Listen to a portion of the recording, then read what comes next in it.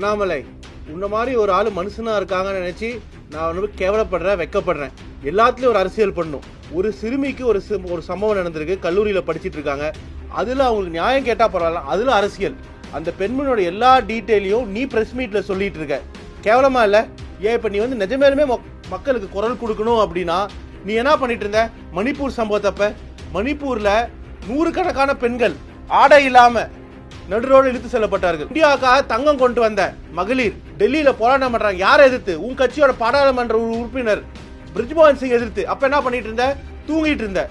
பில்கிஸ் பானு வழக்குல ரேப் கேஸ்ல உங்க பாஜக குற்றம் செய்யப்பட்டவங்களை ரிலீஸ் பண்றாங்க. அப்ப என்ன பண்ணிட்டு இருந்த? தூங்கிட்டு இருந்த. ஹத்ராஸ் கொடுமை. அப்ப என்ன பண்ணிட்டு இருந்த? உன்னாவ் ரேப், 17 வயசு சிறுமி ரேப் செய்யப்பட்டாங்க. அது யாரு மெயின் அக்யூஸ்ட்? யாரு? உன் கட்சியோட எம்எல்ஏ. உன் கட்சியோட என்ன பண்ணிட்டு இருந்த? தூங்கிட்டு இருந்த. அதை கவர் செய்ய போன ஊடகவியலாளர் மேல டெரரிஸ்ட் ஆக்ட் போட்டீங்க. உங்க பாஜக ஆட்சி, பெண்களுக்கு எதிரான ஆட்சி அரசாங்கம் ஒண்ணு இருக்குன்னா பாஜக அரசாங்கம். ஆனா நீ அப்ப எல்லாம் தூங்கிட்டு இருந்துட்டு இப்ப வந்து அந்த பெண்மணி எங்க போனாங்க, என்ன பண்ணாங்க அப்படிங்கிற எல்லா டீட்டெயிலையும் வெளில விட்டுட்டு இருக்க. ஒரு கேவலமான எதுக்காக? உன் சொந்தக்காரங்க, உன் நெருங்கிய சொந்தக்காரங்க ஐடி ரைட்ல மாட்டிட்டாங்க. உன் கட்சிக்கே தெரிஞ்சு போச்சு நீ 10,000 கோடி ஊழல் செஞ்சங்கிறது. நீ சுயநலமா இருக்க. இவ்வளவு இப்படி ஒரு மனுஷன், கேவலமான மனுஷன் உலகத்தை நான் வரைக்கும் பார்த்ததே இல்லை. எல்லாத்துலயும் அரசியல் பண்ணுன்னு நீயும் ஒரு படிச்சிருக்கவன் அப்படின்னு நினைக்கும் போது ரொம்ப வெக்கப்படுறேன். தமிழ்நாட்டில் இருக்கிற எல்லாரும், தமிழ்நாடு மக்களுக்கே ஒரு கேவலமான ஒரு ஜந்து அப்படின்னா அது நீதான். தமிழ்நாட்டை பத்தி இவ்வளவு சொல்றீங்களா? நான் சொல்றேன் தமிழ்நாட்டை பத்தி.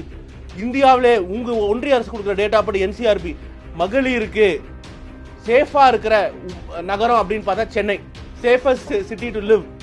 அதே மாதிரி இந்தியாவில் இருக்கிற 10 நகரங்கள்ல டயர் 2 சிட்டில முதல் 5 இடத்த பிடிச்சிருக்க தமிழ்நாட்டில் இருக்கிற இடங்கள். பெண்களுக்கு எதிராக நடக்கிற குற்றங்கள் 70% குற்றங்கள் நீ இருக்கிற பாஜக கட்சி ஆளுகின்ற மாநிலங்கள் தான்.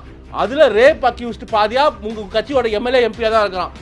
அதிகமான எம்எல்ஏ எம்பி யார் மேல பெண்களுக்கு எதிரான குற்றம் செய்யப்பட்ட வழக்கு பதிவு செய்யப்பட்டு பார்த்தா 151 எம்எல்ஏ எம்பி பாஜக எம்எல்ஏகள் அவங்க மேல குற்றம் தாக்கல் செய்யப்பட்டிருக்கு. என்னன்னு?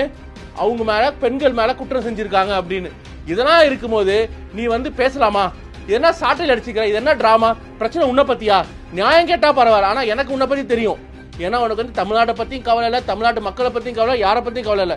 நீ எஸ்பியா இருந்தல்ல, அப்பயும் குற்றங்கள் நடந்துதான் இருந்தது. என்னமோ நீ இருக்கும் போது எவ்வளவு கொலைகள் நடந்தது நீ இருந்த டிஸ்ட்ரிக்ட்ல. என்னால பட்டியல் போட்டு சொல்ல முடியும் எவ்வளவு பெண்களுக்கு எதிரான குற்றங்கள் நடந்தது. அப்பயும் நீ ரிசைன் பண்ணல. நான் எஸ்பியா இருந்து நான் தவறிட்டேங்க என் கடமையில இருந்து.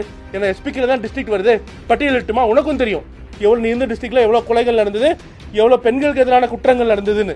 அப்ப நீ என்ன பண்ணிட்டு இருந்த? இந்த மாதிரி விஷயங்கள்லாம் தமிழ்நாடு மக்கள் ஏமாற மாட்டாங்க. நீ உன் கட்சியிலேயே பிரச்சனையில் இருக்க, அதுக்காக தேவையில்லாம விஷயம் பண்ற. ஆனா இதனால என்னன்னா தமிழ்நாட்டுக்கு தான் கெட்ட பேர் வருது. இப்படி ஒரு ஆள் தமிழ்நாட்டில் இருக்காரே அப்படின்னு. ஏன்னா இதுக்கு முன்னாடி அரசியல் கட்சிகள் இருந்திருக்காங்க, எதிர்கட்சிகளும் இருந்திருக்கு, எதிர்கட்சி தலைவர்களும் இருந்திருக்காங்க. ஆனா யாருமே இந்த மாதிரி ஒரு கேவலமா ஒரு மனிதத்தன்மை இல்லாத ஆளா இருந்ததில்லை. இனிமேலாச்சும் திருந்தி தமிழ்நாடு மக்களுக்காக ஒரு வேலை செய்யப்பார். உங்க கட்சி உனக்கு ஒரு நல்ல பதவி கொடுத்துருக்காங்க, ஏமாந்தோ ஏமாறாமையோ, அதுக்காக மக்களுக்கு உழைக்கப்பார். அதே மாதிரி எல்லா குற்றவாளிகளும் குண்டராசில் இருக்கிறவன், கொலை பண்ணவன் எல்லாம் தூக்கி உங்க கட்சியில் நீ போட்டுட்டு இருக்க உறுப்பினர்களா. எவனோ ஒருத்தன் எங்க கட்சியில் இருக்கிற அமைச்சரோட போட்டோ எடுத்துட்டான், எங்க அமைச்சர்கள் தினந்தோறும் 1000 பேரோட போட்டோ எடுக்கிறாங்க, அதுக்காக எல்லாம் கட்சிக்காரன் ஆயிடுவானா? அரசியல் இருக்கும், அரசாங்கம் நடத்தணும். என்ன வேலை? பொதுமக்களை போய் சந்திக்கணும். பொதுமக்களை சந்திக்கும் போது கொஞ்சம் பேர் செல்ஃபி எடுக்க தான் செய்வாங்க. நான் செய்தி தொடர்பாளர் திமுக என்னையே வந்து அப்பப்போ போட்டோ எடுத்துக்கிறான் அப்படின்னா அமைச்சர் மேல 2000 பேரோ 3000 பேரோ போட்டோ எடுப்பான் ஒரு நாளைக்கு. அதுக்கெல்லாம் வந்து கட்சி உறுப்பினர் ஆயிடுவாங்களா? உங்க கட்சி எம்எல்ஏ எம்பிகள் மேல ரேப் கேஸ் இருக்கு, அதுக்கு என்ன பதில் சொல்ற? அப்ப ஏன் சாட்டையில் அடிச்சுக்கல? நீ ஒரு தகுதி இல்லாத ஆள், தமிழ்நாட்டுல தோல்வி சந்திச்சு தான் இருப்பேன். ஆனா எனக்கு ஒரு விஷயம் தெரியும், செருப்பு வந்து இப்படியே போச்சுன்னா 6 வரைக்கும் போட முடியாது. ஆனா நீ என்ன இன்னைக்கு சொல்லுவ, அடுத்த வாரமே 4 லட்சம் ரூபாய்க்கு நான் செருப்பு வாங்கி போட்டுக்குவேன். உனக்கு தான் 10,000 கோடி சேர்த்து வச்சிருக்கேன் ஊழல் செஞ்சு.